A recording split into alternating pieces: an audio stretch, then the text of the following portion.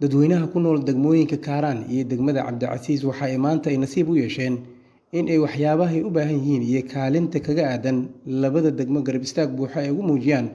maamulka gobolka Banaadir ayna weydiiyaan su'aalaha ay u qabaan gudoomiyaha gobolka Banaadir ahna duqa magaalada Muqdisho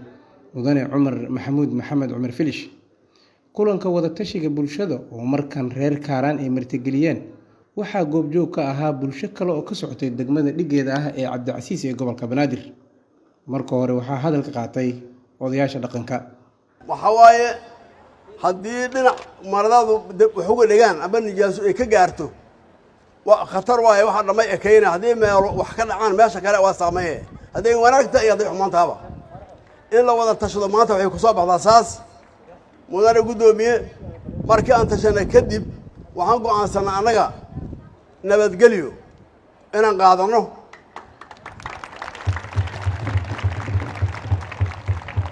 waxaan soo go'aansanay kala degmahan inaan iska warqabno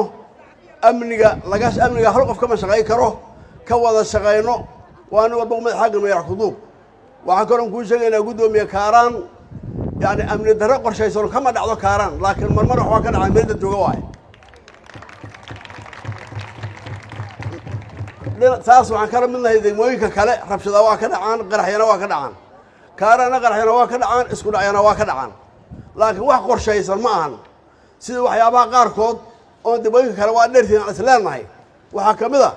magaalada gudoomiye sadartaad ugu dadaashay meel kasta laami cusub ka dhamaaday meel laba ka bilaabay yahay marmar waxaan aragnaa bulsho gubaysa oo dab ku daaraysa heer Kaaraan waaga ay ku laami gubaayaan lama arag ay ku banaan baxya u rabshado wada lama arag. gudoomiyaha degmada Kaaraan Abshir Kaaraan ayaa gudoomiyaha gobolka Banaadir ahna duqa magaalada Muqdisho ka dalbaday in bulshada labada dhinac lagu guuleystay tabashada loona baahan yahay waxyaabaha ay tabanayaan in la xalliyo. waxaan rabaa gudoomiye dhacdooyinkii ka jiray degmada Kaaraan dhammaan waxaa ka hadlay dhaqanka iyo culimada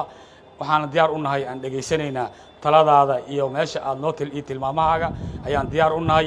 maantay galabta waxaan leenahay Kaaraan iyo Cabdicasiis waxay dhageysanayaan labada degmo oo codkooda ku hadlay wax allaale iyo fariinta aadna siisay inaan qaadano oo diyaar u nahay wadada aad noo tilmaantana aan aadno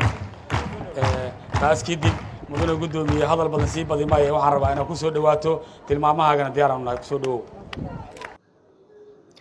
gudoomiyaha gobolka Banaadir ahna duqa magaalada Muqdisho mudane Cumar Maxamuud Maxamed Cumar Filish ayaa marka hore bulshada labada degmo ku amaanay sida ay ula shaqeynayaan hogaankooda wuxuuna ballan qaaday in la xalin doono tabasho walba oo labada degmo ka timaada wuxuuna dadka ku dhaqan degmada Kaaraan kaga dacsiyeeday qallaasihii ka dhacay degmadooda. waan ka tacsiyeynayaa marka hore dhibaatadii ku dhacday bulshooyinka degan labada degmo ee Cabdicasiis iyo Kaaraan waxaa ku dhacay dhimasho iyo dhaawac cadow la og yahay oo la cadowsanayo ma ahayn laakiin qofka ku dilaya ama ku dhaawaca ama hantidaada burburinayo haddana waa cadow. walaalayaal mudanayaal iyo marwooyin si fiican aan u dhagaysanay hadalladiinnii xaqiiqda ku salaysnaa wacdigii sheekha akhyaarta halkan ka hadashay dhammaantood waxay soo jeediyeen kelmado wax ku ool ah waxayna ku hadlayeen codkiinna bulshada reer Kaaraan iyo Cabdicasiis codkooda ayay ku hadlayeen. walaalayaal mudanayaal iyo marwooyin kulankan maantay wuxuu qayb ka yahay kulamadii beryahan degmooyinka ka socday inta badan habeenkii ayaa la qaban jiray laakiin waxaa maalin looga dhigay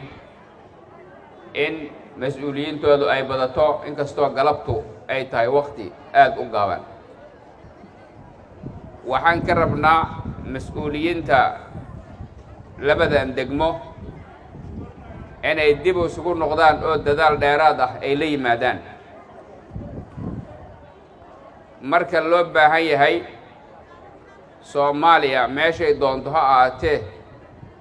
culimo degmooyinkaana laga waca marka loo baahan yahay akhyaar ahlul xal wal aqdi ah marka loo baahan yahana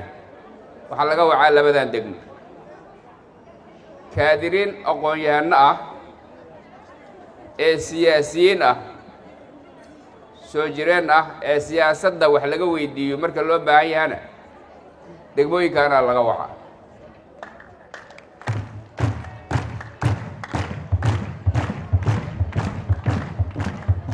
ayadoo ilaahay subxaanahu wa tacaala fadligaas uu siiyey ummadda halkan ku nool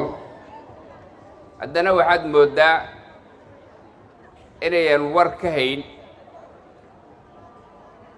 gobolka banaadir intiisa kale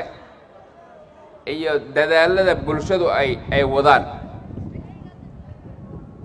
bulshooyinka degmooyinka kale qaara ayagu inta qaaraanta waxooday laamiyada dhistaan qaarna interlog ay sameeyaan ayay waddooyinka saartaan markaasay yidhaahdaan waa dhisannay kaala noo xarig jar ayay yidhaahdaan qaar ayaa guryahooda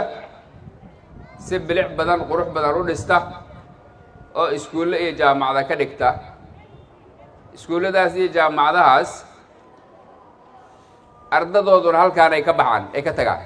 macallimiintooduna halkaan ay ka tagaan marka ayagoo daalan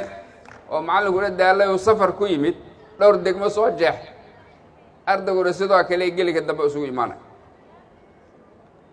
sababta aan u leeyahay mas-uuliyiinta degmooyinkaanu dib hay isugu noqdaan waa middaas Ibraahim Xaaji Yuusuf warbaahinta gobolka Banaadir magaalada Muqdisho.